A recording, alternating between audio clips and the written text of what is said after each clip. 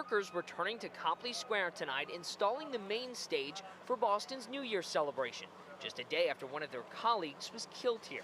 His family confirming 34-year-old Brandon McSweeney of Sherborne was the employee who lost his life. McSweeney died just before 10 a.m. Saturday after a 3,500-pound base for a lighting tower landed on his chest.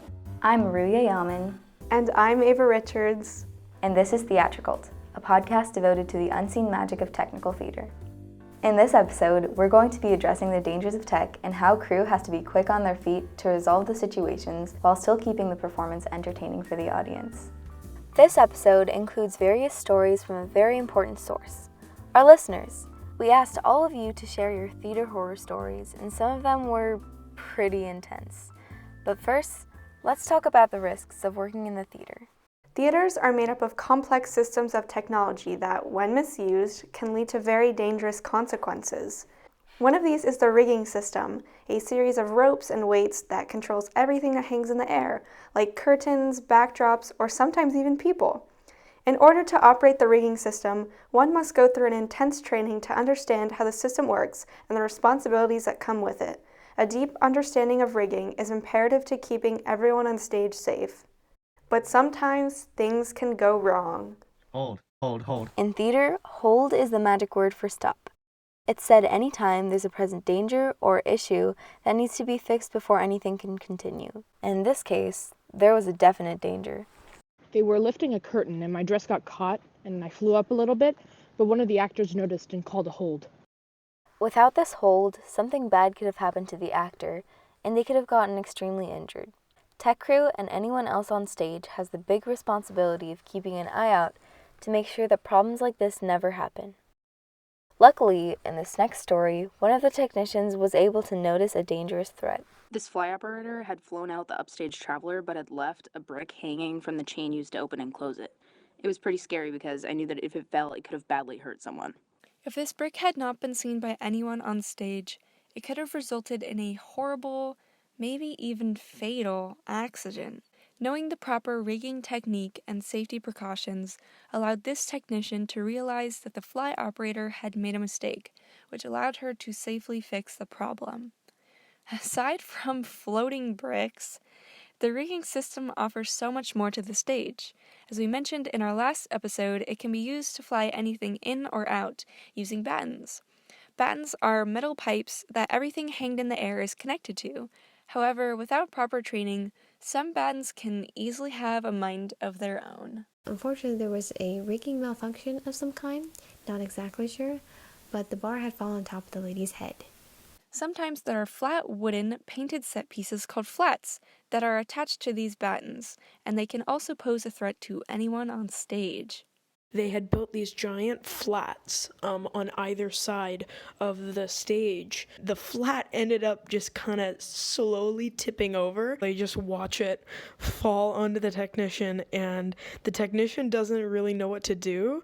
From the outside, rigging might seem like the most obvious threat to safety, but the orchestra pit also proves to be dangerous. The orchestra pit is the big, gaping hole in a stage where the musicians can play during shows. There is no barrier between the edge of the stage and the hole, so one misstep can lead to a pretty bad fall. I was alone in the theater one night, just closing up, and it was pitch black. I couldn't see where I was walking, and I walked over the edge of the stage and fell right into the pit. Incidents like these may seem easily avoidable, but it can be really hard to be fully aware of your physical space and surroundings, especially during a show. We were carrying a giant, really heavy, really expensive keyboard. So we were coming through the stage left vestibule, and as we're trying to bring the piano onto the stage. So I just kind of carelessly walked backwards onto stage out of the vestibule. And I yelled at the top of my lungs, hold, as loud as I can. If nobody else had been there, there's a pretty decent chance that I would have just walked backwards straight over the edge and fallen. Because if you don't have good situational awareness in a theater, mishaps like this can happen. That was a perfect way to put it. And even if an individual does have situational awareness on the stage, there are many other things that could go wrong during a production. Here are some disastrous horror stories that were sent in to us by our listeners. We're about halfway through the second act, and the backstage crew smelled a nasty electrical smoke. So we started pushing and then immediately heard this super loud sound, which ended up being the sound of the styrofoam of the roof ripping off of the styrofoam of the body. So the bridge was stuck, but the bar kept moving up, so it tipped. And it just kept tipping until the handrail actually snapped clean off and fell to the stage. Right before our show began, our headsets stopped working. We had to run a show with several new and inexperienced members without any communication.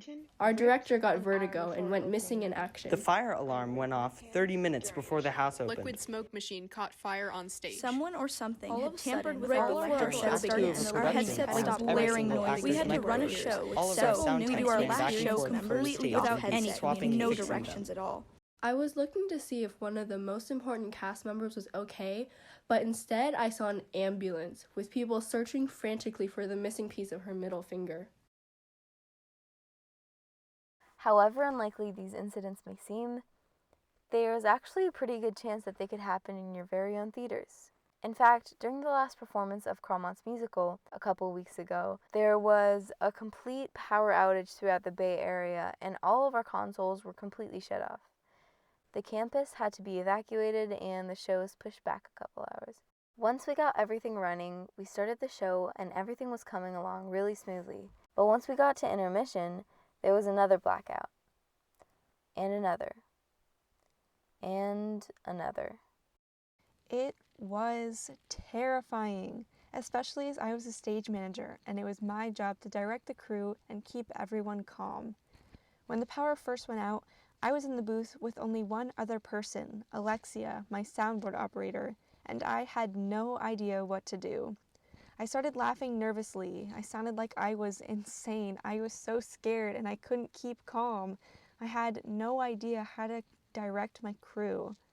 I frantically radioed our theater manager and he explained to me how to fix the issue and we got to work. I had to make an announcement to the audience on our God microphone, which connects to every speaker within the building so everyone could hear it.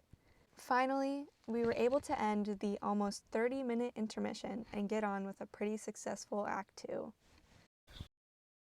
I was the lightboard operator, and I was trying to stay as calm as I possibly could, but it was so difficult with all of the consoles shutting down and having to be powered back on again. However, we still managed to pull off a pretty good show, with a perfectly timed blackout on the final note of the final song. Although some of these stories may sound incredibly dangerous, these occurrences are really a 1 in a million chance.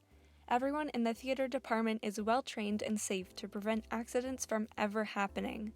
However, on the off chance that something does happen, a crew always knows how to fix it in the most safe and efficient manner. Without this knowledge and training, a tech crew wouldn't be able to exist. I'm Ava Richards. And I'm Ruya Yaman. And this has been Theatricult for Scott Center News.